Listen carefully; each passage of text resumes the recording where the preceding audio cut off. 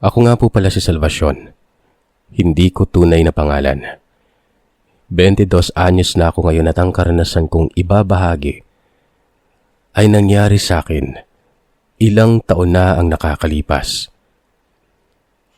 Bunso ako sa aming magkakapatid at kasama ko sa buhay ang aking nanay at tatay. May edad na mga magulang ko. Ang tawag nga nila sa akin ay menopausal baby dahil halos menopause na si nanay nang magbuntis sa akin. Kung kaya't ganoon na lamang kung mag-alaga sila sa akin noon. At talaga namang napakahigpit nila. Ang tatay ko ay isang manggagamot samantalang si nanay naman ay nagpapaanak. Noong mga panahon na nangyari ito, nakatira pa kami sa probinsya nila tatay sa May Masbate. "Shoni, ikuha mo nga ako ng maligamgam na tubig." Utos sa akin ni tatay na kaagad ko namang sinunod. Inabot ko naman yung kay tatay at sinabi ko sa kanya na sabi ni Tia Diling, pupunta umano kami sa kanila. "Ikaw na lang yung pumunta at napakarami ko pang gagawin." Wika ni tatay at napatango na lamang ako noon. Matapos na makausap si tatay ay nagtungo na ako sa aking silid at nagpalit ng aking damit. Nagpajama na lamang ako at nagsuot na mahabang damit dahil masyadong madaming damo patungo sa bahay nila Tia. "Alis ka na. Hindi mo lang ba susuotin yung binigay ko sa yung pangontra? Baka mamaya umuwi ka na lang dito na lantang gulay ha." Sinabi ko naman kay tatay na napakarami niyang pamahiin sa buhay. Dadabog-dabog pa ako na nagtungo sa aking silid noon. Kinuha ko ang anting-anting na ibinigay niya sa akin. Hindi ko yun sinusuot palagi dahil para bang naiinis ako sa itsura at disenyo ng anting-anting na kwintas na binigay sa akin ni tatay noon. Bilang pangontra sa anumang nilalang na maaring manakit sa akin. "Isusuot mo yan o hindi kita papayagan." Ramdam ko na naiinis na ito sa akin noon. Sinabi ko naman sa kanya na hindi ako naniniwala sa mga ganon. Tapos ipapasuot niya pa sa akin noon. Doon ay tumayo si tatay.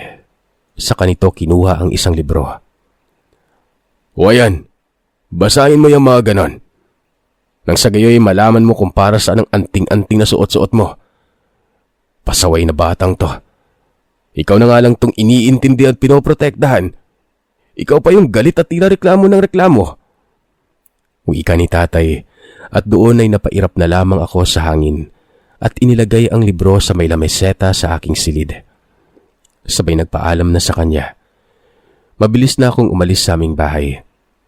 Ni hindi ko na hinintay pa ang sagot ni tatay dahil panigurado ay sesermonan na naman ako ni nanay kapag nalaman itong sumasagot na naman ako sa kanya. Hindi naman kasi ako gaya ng aking mga magulang naniniwala sa mga elemento, aswang at iba pang mga nilalang. Hindi pa naman kasi ako nakakita ng ganoon kung kaya't iniisip ko na maaaring katang-isip lamang yun ng mga tao at guni-guni lamang nila. Matapos na makalabas sa aming bahay, ay kaagad na pumara ako ng habal-habal dahil medyo malayo pa ang bahay nila Tia dito sa aming bahay. "O Salvacion, saan ka pupunta?" Tanong sa akin ni Mang Pepe. Dahil kilala niya naman si Tia Mildred o Tia Diling. Sinabi ko na lamang sa kanya na pupunta ako doon. Napatango naman ito. "O tiya, sasakay ka ba ihatid na lamang kita? Huwag mo na lamang akong bayaran dahil dadaan din naman ako doon kila Tia Mildred mo."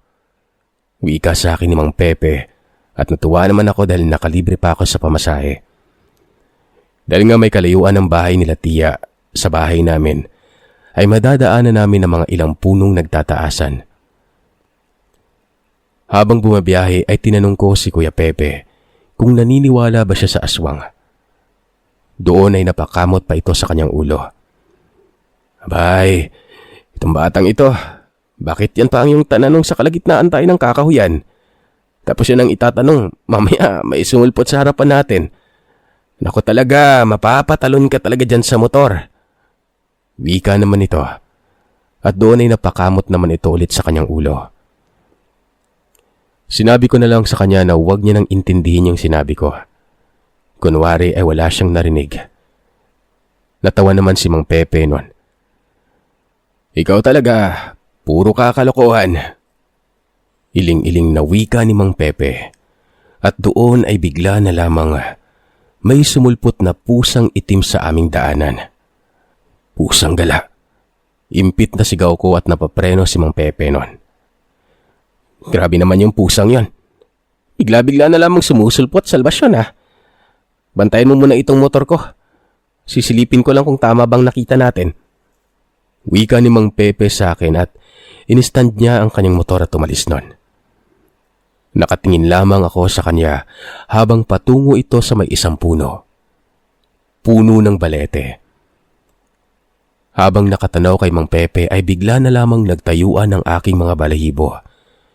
Sa hindi ko malamang dahilan. Sa puntong yon, tila ba nakaramdam ako ng takot. Kuya Pepe, tara na.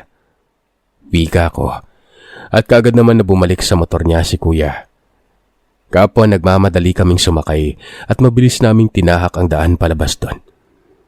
At ilang sandali pa ang lumipas ay napansin namin ni Mang Pepe na tila ba ang bagal ng takbo ng aming motor.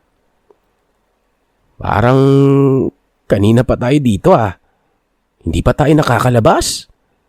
Puna ni Mang Pepe. Sabi sa akin ni Tatay, balik rin daw yung damit kapag ganiting nangyari. Pinaglalaruan tayo ng kung anong elemento. Wika ko at kaagad na inihinto ni Mang Pepe ang motor sa isang hintayan. Agad-agad na binaliktad namin ang aming damit at mabilis na umalis doon. Ilang sandali pa ang lumipas. Nakakita na rin kami ng mga dumaraan na mga motor at sasakyan. Mabuti na lang naisip mo yung bagay na yun ha. Wika sa akin ni Mang Pepe at doon ay napakamot ako sa aking ulo. Paano hindi ko maiisip yung Kuya? Palagi ba namang sa akin sinasabi ni Tatay? Hanggang sa nakarating na kami sa dulo ng kakahuyan. Ilang sandali pa ang lumipas ay natanaw ko na ang bahay nila Tia Mildred at doon ay mabilis na hininto ni Mang Pepe ang motor niya nang matapat kami sa bahay nila. Andiyan ka na pala, Salvasyon. Kanina ko pa kayo hinihintay ni Tatay mo eh. Bakit ikaw lang nandito? Tanong sa akin ni Tia. Kanina pa nga dapat kami ni Kuya Pepe kaso nga lang biglang may sumulpot na pusang itim. Tas bigla na lang kaming bumagal nitong Kuya. Kaya sabi ko baliktarin na lamang namin yung damit namin katulad ng laging sinasabi ni Tatay. Nga po pala, hindi na kasama si Tatay. Marami daw po siyang gagawin. Alam mo naman po yun, mas malaga sa kanyang panggagamot kaysa sa mga ganitong okasyon. Sagot ko kay Tia Mildred at napatango naman ito. Alam mo naman na ganyan talaga yung tatay mo eh. Wala tayong magagawa, ganyan talaga yung tatay mo simula pa noon. Sige na, pumasok na kayo. Wika ni Tia at pinapasok na kami ni Mang Pepe. Matapos ang pag-uusap na yon ay kaagad kaming pumasok sa bahay nila. Hindi naman nagtagal si Mang Pepe doon dahil na din may pupunta nito at napadaan lamang ito kay Tia Mildred. Dahil hinatid nito ako sa bahay ng aking tiyahin. Ingat ka Kuya Pepe. Wika ko. Nagpasalamat na din ako sa libreng paghatid sa akin ni Mang Pepe noon. O siya. Diyan ka na ba matutulog? Tanong niya. Opo, bukas na ako uwi baka po mapadaan ka po ulit dito. Sana mapapalibre na naman ako sa pamasahe.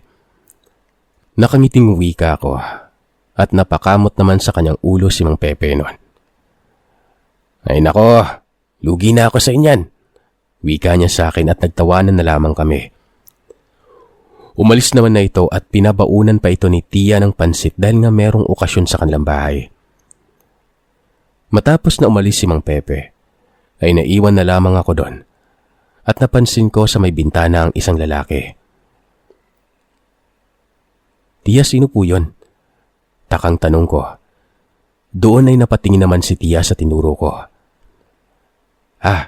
Si Cardo yan, anak ni paring Manuel. Bago lang yan dito sila eh. Alam mo naman kapag may ganyang baguhan, pare-pare na yung tawagan. Alam mo naman, di ba? Palakaibigan tayo. Wika ni Tia Mildred, at doon ay tila ba kinilabutan ako dahil parang iba ang pakiramdam ko sa nakikita ko. Hindi ako mapalagay na nakatingin sa akin ang anak na yon ng Manuel na tinutukoy ni Tia. Ilang sandali pa ay dumating ang isang lalaki na may katangkaran, bitbit ang isang baonan. Tia, may bisita ka po ata. Wika ko sa tiyahin ko, at doon ay lumapit ito. O paring Manuel, buti naman at nakapunta ka. Ito nga pala yung pamangkin kong si Salvacion.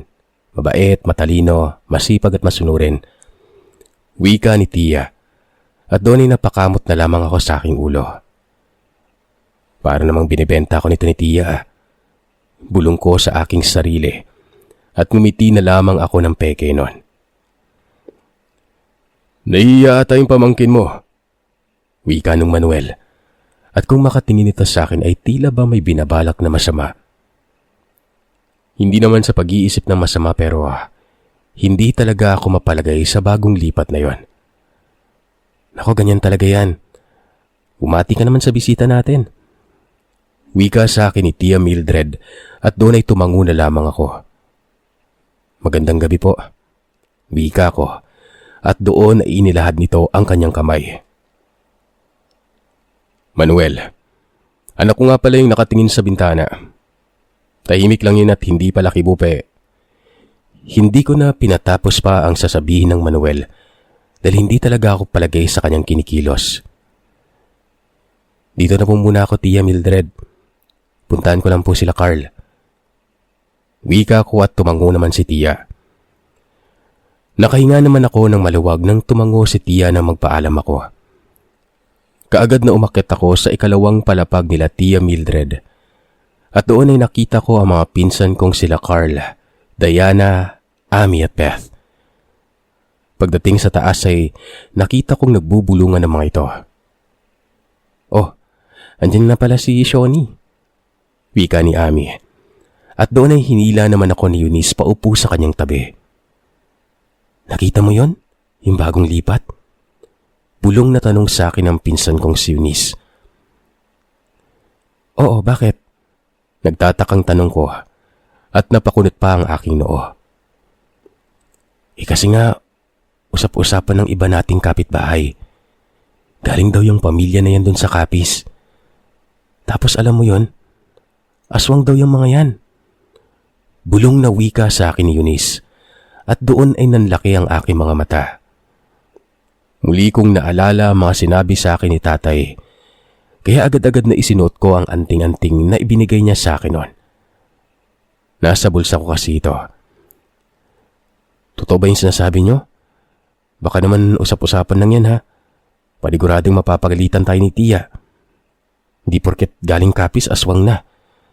Alam mo naman si Tia ayaw na mga ganyang-ganyang usapan. Dahil baka daw mapahamak pa tayo ng dahil dyan. Wika ako sa aking mga pinsan. Uy, totoo nga. Alam mo, simula nang lumipat yung pamilyang yan na uso dito sa lugar natin yung pagkawala ng mga hayop. Wika naman ni Amy at napakunot ang aking noo. Baka naman kasi may magnanakaw lang katulad pa nung dati. Alam nyo, basta-basta na lang kayo nang huhusga. Pero sa totoo lang, tulad nyo, hindi ako tiwala sa pamilyang yan. Nakita niyo ba yung anak ng Manuel? Yung Cardo? Ang sama tumingin. Parang may binabalak na masama. Wika ko at binulong ko na lamang ang sinabi ko sa aking mga pinsan sa takot na baka may makarinig sa amin. Sinabi mo pang ganyan na ganyan ang tingin nila kay Ate Diana. Wika naman ni Beth. At doon ay kapwa nagkatinginan kaming magpipinsan. Naku, puro babae pa naman din tayo. May isang pinsan na lalaki, wala tayo. Nasa Maynila lahat. Wika naman ni Ate Diana. At doon ay kanya-kanya kaming nagyakapan. Basta walang iwanan ha.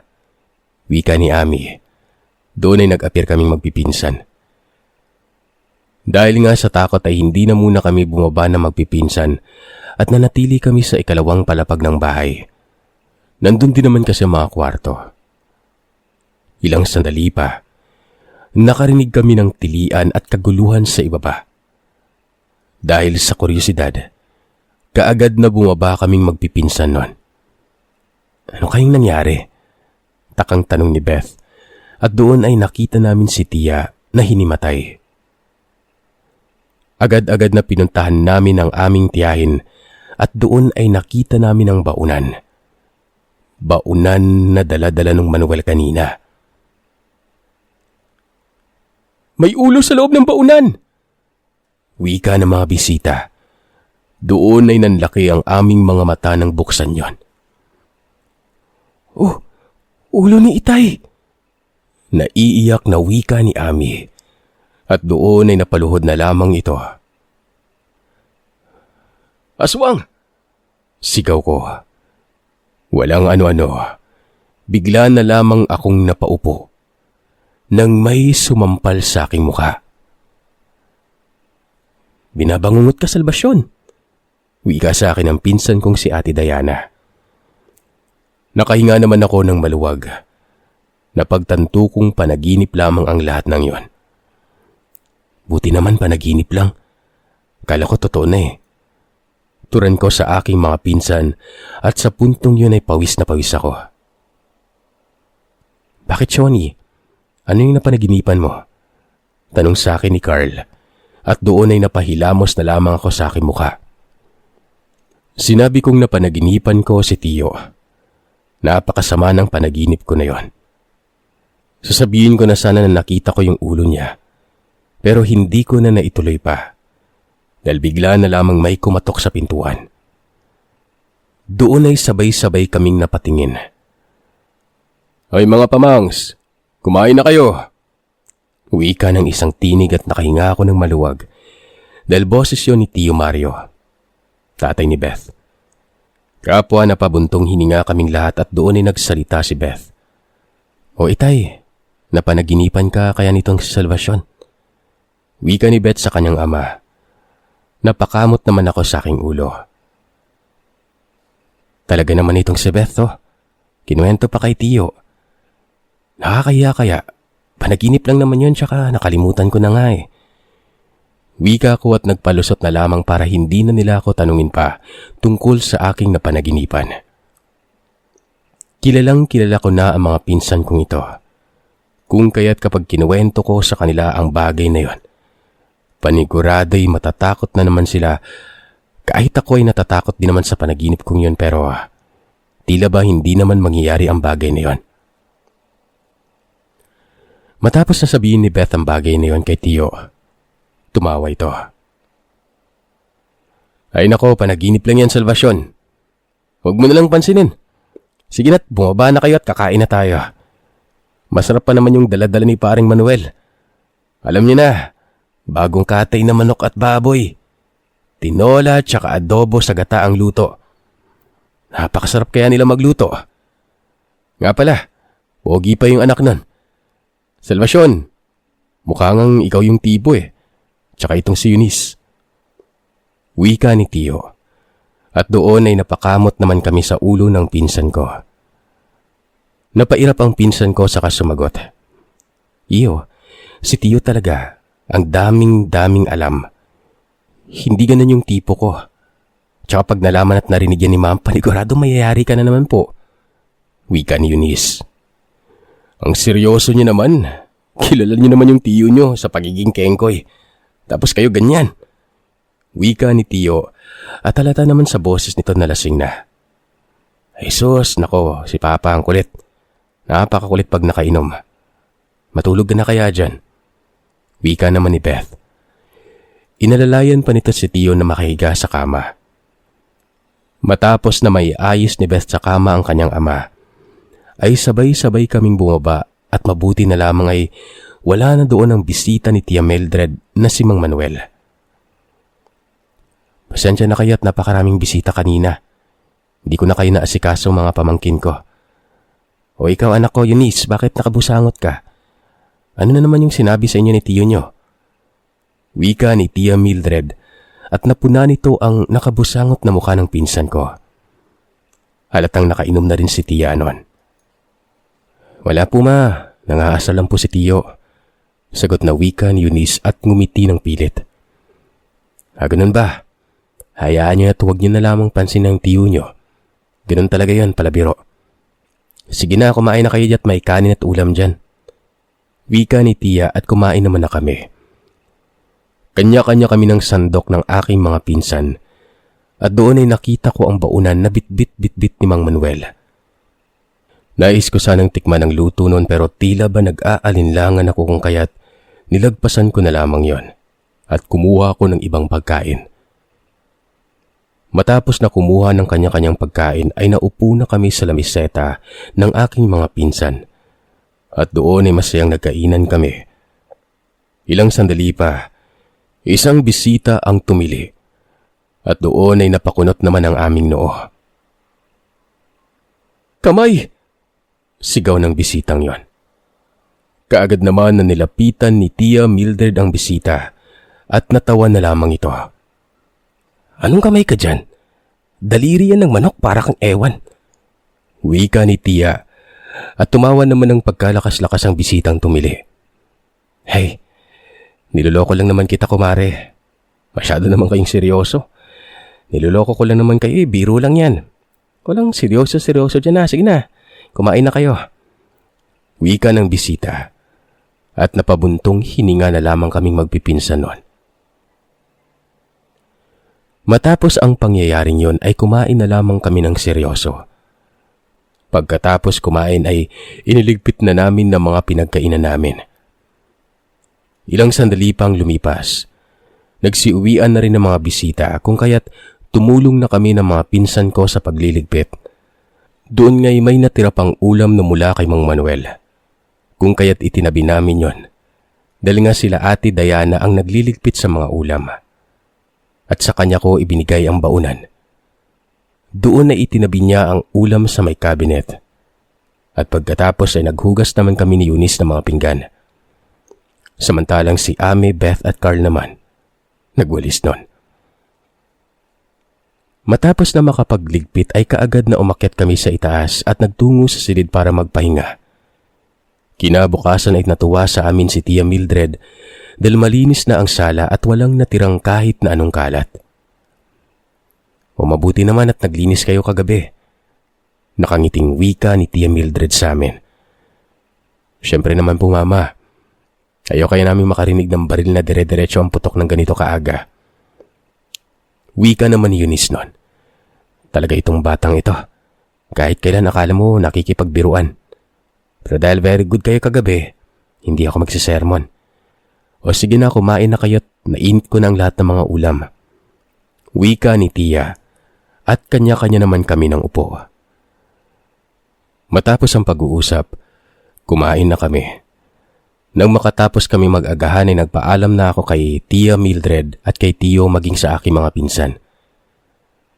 "Sige, mag-ingat ka pa, Mangs," wika ni Tio. Sumakay na lamang ako sa ibang habal-habal dahil wala din naman si Mang Pepe. Nakita ko pa ang binatang si Cardo at maging ang ama nitong si Mang Manuel na kumaway sa akin at magandang ngiti nun. Hindi ko na lamang sila pinansin at nagkunwaring hindi ko sila nakita. Matapos noon ay umuwi na nga ako sa bahay. Hindi naman ako nakarinig ng anumang sermon mula kila tatay at nanay dahil nakita nila na suot-suot ko ang anting-anting. Matapos ang pangyayaring yon, isang buwan pa bago ako nakabalik sa bahay nila Tia Mildred. Yun yung mga panahong kaarawan ng pinsan kong si Eunice. Muli akong naimbitahan sa bahay nila pero sa pagkakataong ito ay kasama ko na sila tatay at nanay. Simple lamang ang aking suot samantalang si tatay naman ay halos lahat ng kanyang pangontra sa mga nilalang ay kanyang suot-suot nun at daladala. Binigyan din niya si nanay at nagtungo kami sa bahay nila Tia Mildred. Nga pala, hindi ko na kinuwento pa kay tatay ang mga nangyari sa aking panaginip dahil panigurado akong kung ano-ano na naman ang may isip ni tatay nun. "Oh, maganda kong pamangkin. Maligayang kaarawan sa'yo. Mabuti naman at hinandaan ka nitong mama mo. Minsan pa naman may pagkakuripot yan. Hindi man lang ako pinadala ng handaan niya nung kaarawan niya." Parang nagtatampong tura ni tatay at doon ay napakamot naman sa kanyang ulo si Tia. Naku, si kuya parang ewan. Hindi ka nga dumalo ng birthday ko tapos papadalan pa kita. Kita mong kinabukasan ng umuwi itong anak mong si Salvacion dahil nakatulog na dito sa bahay. Tinulungan niya itong mga pinsan niya na magligpit ng mga kalat. May regalo nga pala ako sa inyo mga pamangkin ko. Ito. Ibinigay sa iba ko pang mga pinsan ng mga kwintas na gaya ng akin. Nagtaka naman ako dahil dati pa kami nagpupunta sa bahay nila Tia Mildred pero ngayon lamang nito binigyan ng ganoon ang aking mga pinsan. Tito, bakit ngayon mo lang kami binigyan ito? Kunot noong tanong ni Ami. Ngumiti na lamang si tatay. Kahit kailan talaga ay napaka-misteryoso ni tatay nun. Ilang sandali pa ay kumain na nga kami. At matapos ang ilang oras ay may mga bisita ng pauwi kong kaya't nagbalot na si tita ng mga handa para sa mga uuwing bisita. Shoni, ipakuha ko ng baunan. Utos sa akin ni Tia na kaagad ko namang sinunod. Doon ay naghanap ako sa mga cabinet at doon ay nakita ko ang baunan na pamilyar sa akin. Yun ay ang baunan na dala-dala nun ni Mang Manuel. Napakunot noon naman ako dahil napakabaho na nun. Umalingasaw sa buong bahay ang amoy pagkabukas ko nun. Anong amoy yon? Reklamong tanong ng mga bisita. Kaagad na ibinuhos ko sa lababo ang laman ng baunan. At doon ay kitang-kita ko ang isang parte ng tao. Mata! Nanginginig na sigaw ko at kaagad na nilapitan ako nila tatay nun. Sa puntong yun ay hindi na panaginip ang lahat. Totoo na ang pangyayari. Nanlaki naman ang mga mata ng lahat dahil sa nakita ko. Hala, ano yan? Kunot noong tanong ni Ate Diana at nang tingnan niya yon ng malapitan, doon ay nasuka ito. Saan galing yan? Takang tanong ni nanay at doon ay nabitawan ko ang baunan. Sa baunan na daladala ni Mang Manuel nung kaarawan ni Tia Mildred. Sagot ko naman. Sakto naman ang dating ni Mang Manuel noon. Malig. Hindi na naituloy ni Mang Manuel ang kanyang sasabihin nang bigla na lamang itong napaupo nang tingnan ito ni tatay. Ang lakas naman ng loob mo na maggasik ng kasamaan sa bahay ng pamilya ko. Bakit mo pinakain ng karne ng tao ang pamilya ko? Turan ni Itay kay Mang Manuel at doon ay nasukan naman ang mga bisita. Diyos ko! Wika ni Ami. Nasukan na rin ang mga pinsan ko pagkatapos nun. Wala akong pake! Sigaw ni Mang Manuel. Mabilis itong kumilos paalis sa bahay nila Tia Mildred. Doon ay matapang na sinundan ni tatay ito, na para bang hantingero si tatay ng kung anong hayop. Dahil sa pangamba ay kaagad na sinundan namin nila Tia si tatay at doon ay nakita namin kung paano ni tatay pinahirapan ng ang anak ni Mang Manuel para mapaamin lamang ang ama nito. Sabihin mo muna sa akin kung ano ang iyong binabalak. Bakit mo pinakain ng karne ng tao ang aking pamilya? Galit na tanong ni tatay kay Mang Manuel. Itinapat pa ni tatay ang isang anting-anting sa katawan ni Cardo. Tigilan mo na yung anak ko. Pakiusap lang. Wika ng asawa ni Mang Manuel pero hindi nakinig si tatay. Sagutin niyo muna ang aking tanong bago ko pakawalan ng anak niyo. At bakit kayo namimirwisyo dito sa baryo namin? Wika ni tatay at doon ay naluluhang sumagot si Cardo. Si Papa lamang po yun. Hindi po namin nais na pumaslang ng sinuman. Napilitan lamang po kami kaya pakiusap. Huwag mo po kaming idamay dito ni Mama. Si Papa na lamang po. Wika ni Cardo. Nakaramdam ako ng awa nun. Tatay, tama na po. Huwag mo na pong pahirapan si Cardo. Napatingin si tatay sa sinabi ko. Nang dahil sa pagtawag ko kay tatay, ay bigla na lamang sinugod ni Mang Manuel ang aking ama. Nasugatan niya ito sa muka, kung kaya't mabilis na nagtungo ako sa kinaroroonan ni tatay. Itinapat kay Mang Manuel ang anting-anting na suot ko nun. Naawa ako sa anak mo, pero mga sinungaling lang pala kayo. Anong dahilan niyo at nandito kayo sa aming baryo? Bakit kayo namimirwisyo? Sunod-sunod na tanong ko sa kanila. Doon ay humagalpak ng tawa ang asawa ni Mang Manuel. Dahil may kasalanan ng pamilya niyo sa amin. Wika ng babae. Napakunot ako ng noo. Kasalanan? Doon ay tumayo ng tuwid si Mang Manuel. Bakit hindi niyo itanong sa magaling niyong kuya? Wika nito kay Tia Mildred at tumingin kay tatay nun. Ginawa ko lang ang tungkulin ko, Manuel. Pumatay kayo, kaya pinarusahan ko ang anak niyo. Pinagsabihan ko na kayo pero anong ginawa niyo? Sa halip na pagsabihan niyo si Luis ay kinonsinti niyo pa. Aswang kayo pero naging kaibigan ko kayo. Malaki ang respeto ko pero kung nagagalit kayo sa akin dahil sa ginawa ko, wala akong magagawa. Alam mo, Manuel, ang obligasyon ng isang manggagamot.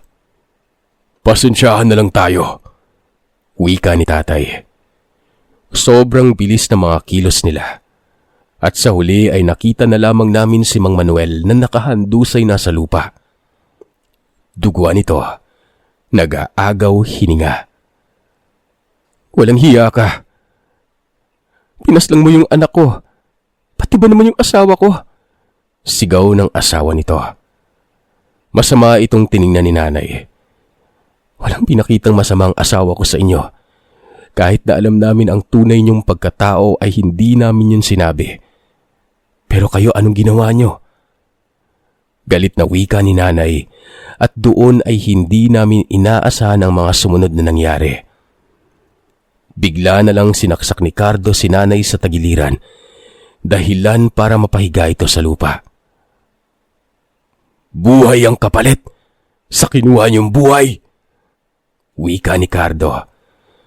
Doon ay tinulungan nito ang kanyang ina na buhatin si Mang Manuel. Hindi na namin inintindi pa ang mga ito. Inuna namin sila nanay at tatay na kapwa sugatan at duguan. Tia Mildred, bilisan na po natin, baka mapano po si nanay at tatay.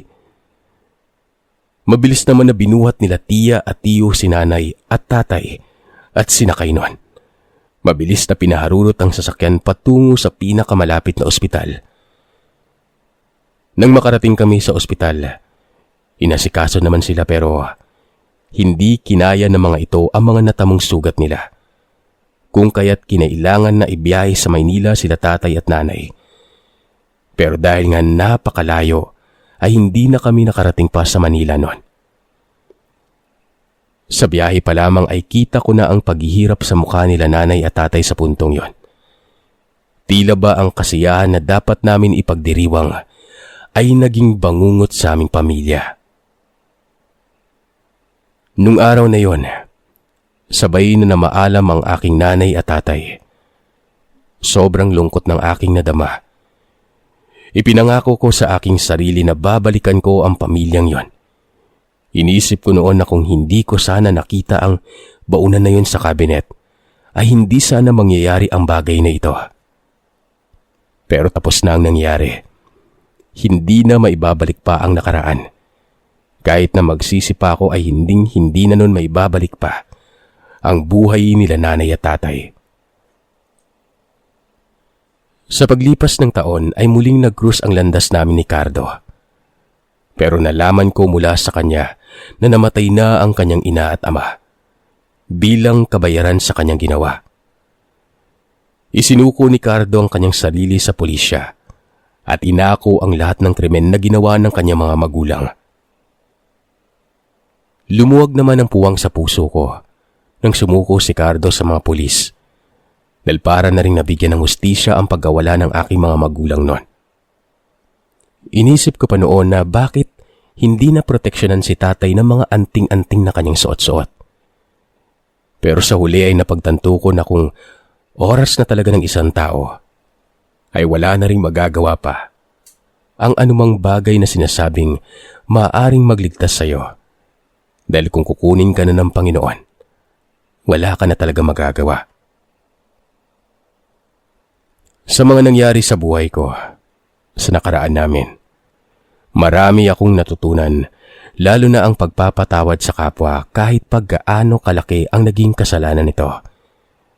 Dahil sa huli dito sa mundo, ay walang matitira dahil lahat ay may hangganan.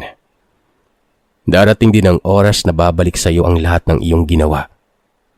Kung kaya't mas mainam na gumawa ka ng kabutihan habang nabubuhay ka, nang sa ganon ay maalala ka ng mga taong iiwanan mo.